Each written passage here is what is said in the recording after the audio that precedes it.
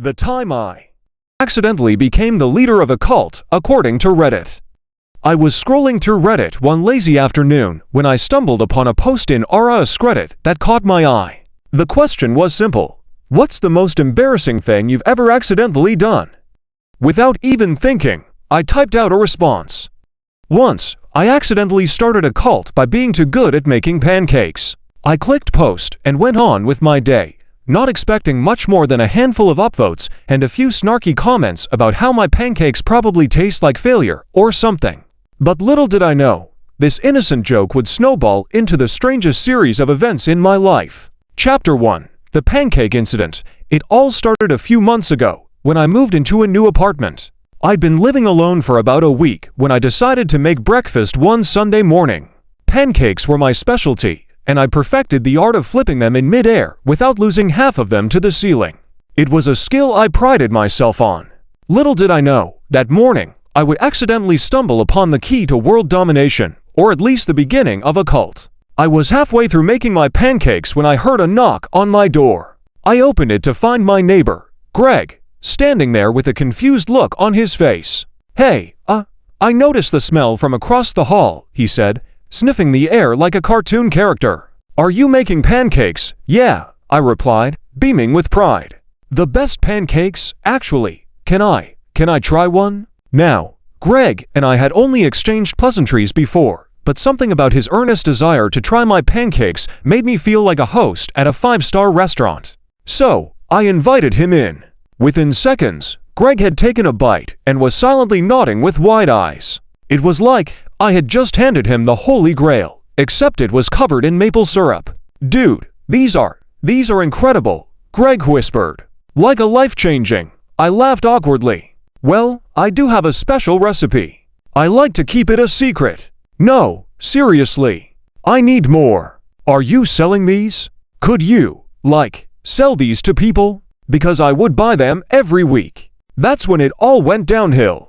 I was already mentally preparing for my day, but now, it seemed like I had accidentally started a pancake movement. "I'm not selling them," I said, awkwardly, "but if you want, I could make a few extra for you tomorrow."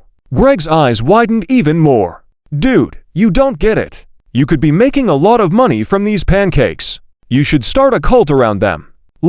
Make a whole community where everyone's obsessed with pancakes." I said, trying to process what he was suggesting. "What are you talking about? A cult? Like a religious thing?" "Yeah, man. Like a pancake religion. You could be the leader. People would follow you. They'd worship your pancakes." At this point, I assumed Greg was just high or had some weird ideas about brunch culture. I was about to politely laugh it off when his phone buzzed. "I gotta go," Greg said, grinning like a man who had just discovered fire. "But think about it. You have something special here." Chapter 2. The Pancake Following. The next day, Greg showed up at my door again.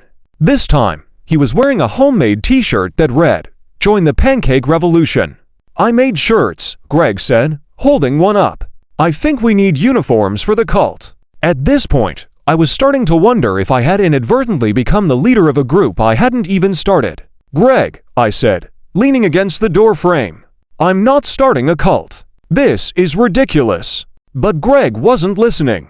He was already on the phone, trying to convince my other neighbors to come over for pancake worship.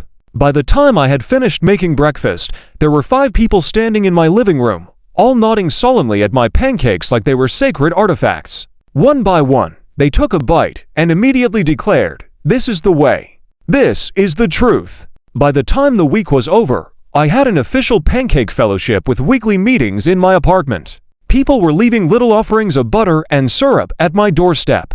It was a lot. Chapter 3. The Reddit post. It wasn't long before someone from the Pancake Fellowship had posted about my cult on Reddit. "Hey Reddit, have you ever joined a cult accidentally?" The title read, "I'm a member of the Pancake Fellowship, a cult that worships pancakes, and our leader, a guy named Brad, is making the best pancakes known to mankind. We meet once a week to worship the pancakes and spread the word."